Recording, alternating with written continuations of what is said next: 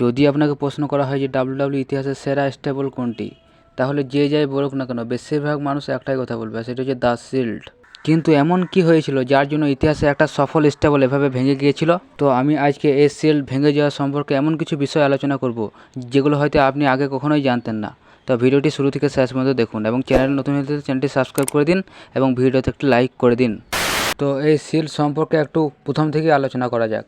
তো ডাব্লিউডাব্লিউইতে এই শিল্ডের ডেবিউ হয়েছিল 2012 সালে, যখন টিম অথরিটি ভার্সেস টিম সিনার মধ্যে ম্যাচ চলছিল এবং সেই ম্যাচে হঠাৎ করে তিনজন অচেনা রেসলার ডাব্লিউডাব্লিউতে এন্ট্রি করে এবং এই তিনজন রেসলার হচ্ছেন রোমান রিংস, ডিন অ্যামব্রোস এবং সেথ রলিন্স। এবং সেই সময় এই তিনজন রেসলারকে কেউ ভালো করে চিনত না। তারা হঠাৎ রিংয়ে গিয়ে রাইব্যাককে অ্যাটাক করে দেয় এবং রোমান রিংস, ডিন অ্যামব্রোস এবং সেথ রলিন্সের তৈরি এই শিল্ড রাইব্যাকের ওপর ভয়ঙ্করভাবে অ্যাটাক করে। শেষে তাকে অ্যানাউন্সের টেবিলের ওপর শিল্ড পাওয়ার বোম মেরে দেয় এবং এখান থেকে ইতিহাসের সেরা একটা স্টেবল শিল্ডের উৎপত্তি হয়। তারপর তো শিল্ড রাজত্ব করতে থাকে ডাব্লিউডাব্লিউইতে। একে একে জন সিনা, আন্ডারটেকারের মতো লিজেন্ডদেরকেও তারা অ্যাটাক করতে থাকে। কিন্তু আনফর্চুনেটলি 2014 সালে, মানে ঠিক এর 2 বছর পর, সেথ রলিন্স বিট্রে করে শিল্ডকে এবং জয়েন করে অথরিটি, যার ফলে এই শিল্ড ভেঙে যায় এবং সেথ রলিন্স চেয়ার দিয়ে আক্রমণ করে রোমান রিংসকে, এরপরে ডিন অ্যামব্রোসকেও। কিন্তু সেথ রলিন্স এই শিল্ড থেকে বেরিয়ে গেলেও ডিন অ্যামব্রোস এবং রোমান রিংস এক টিমে কাজ করেছে। কিন্তু অবশেষে এই শিল্ড ভেঙে যাওয়ার 2 বছর পর, মানে 2016 সালে, এই শিল্ড আবারও রিইউনাইট হয় এবং সূচনা হয় শিল্ডের দ্বিতীয় অধ্যায়।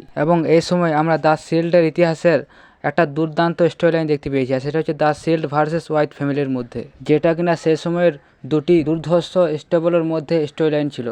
এবং এই স্টোরি লাইনের মধ্যে আমরা দ্য শিল্ড ও হোয়াইট ফ্যামিলির মধ্যে অনেক ভালো ভালো ম্যাচ দেখতে পেয়েছি এবং শেষ সূত্রে আমরা একটা বড় ম্যাচ দেখতে পেয়েছিলাম, আর সেটা হচ্ছে দ্য শিল্ডের প্রধান member Roman Rings versus white ফ্যামিলির লিডার ব্রে ওয়েথের মধ্যে, যে ম্যাচটাকে 5 স্টার ক্লাসিক ম্যাচ বলা হয়। তো যাই হোক, এই শিল্ড কিছুদিন রাজত্ব করার পর আবারও ভেঙে যায় এবং এই সময় শিল্ড ভেঙে যাওয়ার কারণ হলো ডাব্লিউডাব্লিউ চাইছিল রোমান রিংসকে আলাদাভাবে পুশ করতে এবং সেথ রলিন্স এবং ডিন অ্যামব্রোস এদেরকে আলাদা আলাদা সুপারস্টার তৈরি করতে।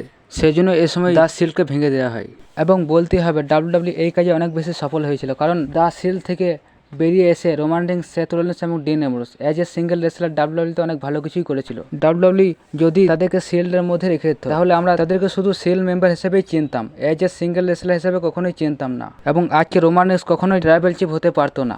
এর মাঝখানে দ্য শিল্ড আবার একবার গড়ে উঠেছিল 2017 সালে এবং সে সময়ও দ্য শিল্ড অনেক ভালো একটা রেসপন্স পেয়েছিল।